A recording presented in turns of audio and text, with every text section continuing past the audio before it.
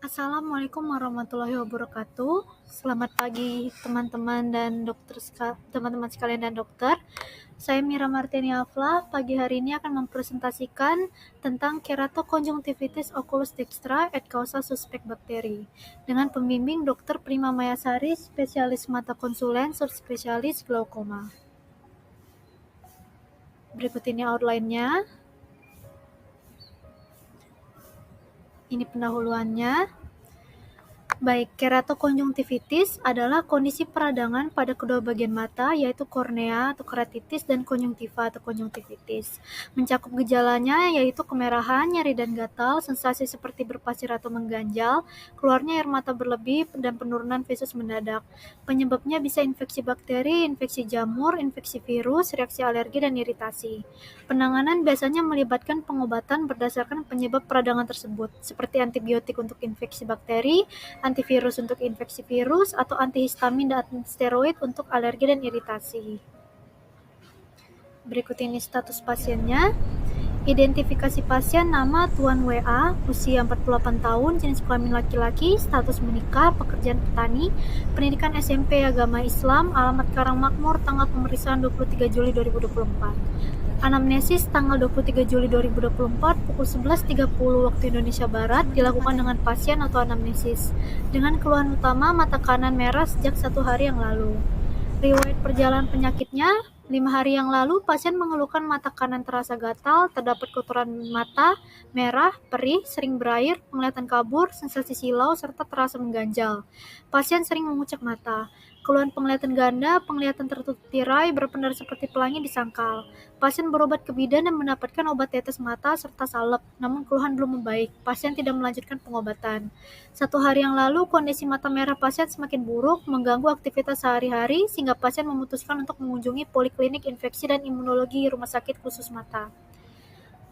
Untuk riwayat penyakit dahulu, riwayat hipertensi, diabetes mellitus, asma, operasi pada mata, dan penggunaan obat jangka panjang disangkal. Untuk riwayat kebiasaan, pasien banyak beraktivitas di luar sebagai petani tanpa melindungi mata, sehingga sering terpapar sinar matahari dan debu. Pasien memiliki riwayat mencuci mata dengan air sirih sebanyak 3 kali. Untuk riwayat penyakit keluarga, riwayat keluhan serupa dan infeksi pada mata disangkal. Riwayat higienitas dan kebiasaan, pasien berobat ke bidan dan diberikan obat tetes mata dan salep, namun pasien lupa nama obatnya. Keluhan tidak membaik. Untuk pemeriksaan fisik status generalikusnya semuanya normal. Berikut ini status oftalmologikusnya, visusnya 6/6, untuk oculi dextra dan untuk oculus sinistra visusnya 6/12. Tekanan intraokular, maksud saya visus untuk oculus dextranya 6/60, sementara untuk oculus sinistranya 6/12. Tekanan intraokulernya 9,7 mm air raksa dan 10 mm air raksa.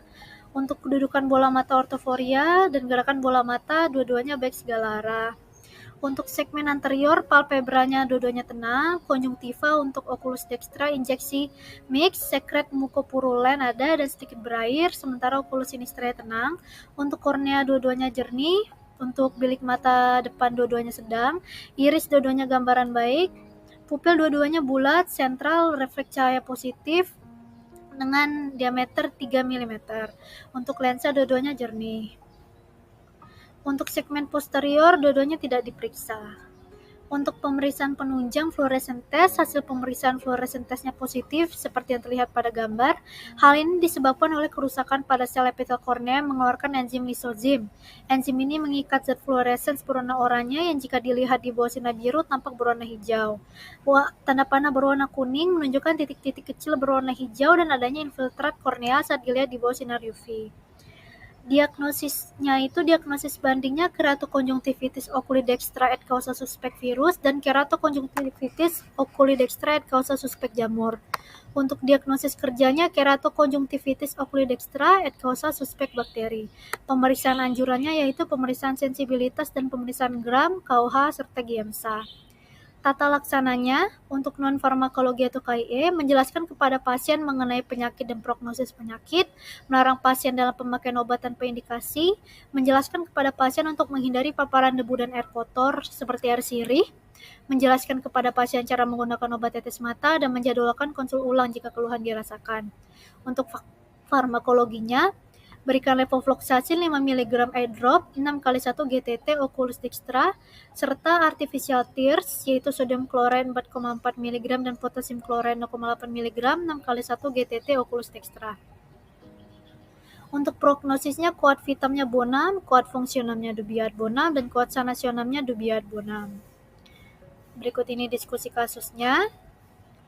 Jadi pasien ini terkena trauma kornea yang mengakibatkan gangguan pada orbital kornea sehingga memudahkan penempelan mikroorganisme, replikasi, dan penetrasi mikroorganisme. Trauma kornea itu sendiri disebabkan oleh debu karena pasien bekerja sebagai petani. Karena kornea tidak memiliki pembuluh darah, respons imun terhadap peradangan tidak segera muncul saat respon imun itu ada. Lalu sel-sel inflamasi memasuki stroma kornea melalui kerusakan pada epitel sehingga terjadi peradangan stroma dan akhirnya menyebabkan inflamasi kornea. Kemudian injeksi siliaris disebabkan inflamasi kornea dan dilatasi arteri siliaris anterior, sementara injeksi konjungtiva disebabkan oleh dilatasi pembuluh konjungtiva posterior karena pembuluh darah ini letaknya lebih superficial. Pasien mengalami epifora juga yang disebabkan karena reaksi inflamasi pada kornea dan konjungtiva yang menstimulus cabang sensori ophthalmica nervus trigeminalis, mengakibatkan jarak eferensi sistem parasimpatik dan menginervasi glandula lakrimal. Untuk tata laksana farmakologisnya, tujuan dari penata laksanaan adalah mengurangi rasa tidak nyaman pada mata, meminimalisi komplikasi, dan mencegah kerusakan fungsi yang permanen. Untuk antibiotik, tadi diberikan levofloxacin, manfaatnya berspektrum luas, dapat menekan reaksi sintesis dari bakteri penyebab inflamasi. Dan artificial tears adalah tata laksana lini pertama pada iritasi okuler. Dapat menghidrasi mata, meredakan kemerahan dengan memproteksi mata dari keadaan hiperosmolaritas, serta melembabkan permukaan bola mata dengan membentuk lapisan berminyak yang menjaga kelembapan di permukaan bola mata dari berevaporasi. Berikut ini daftar pustaka milik saya. Sekian, terima kasih.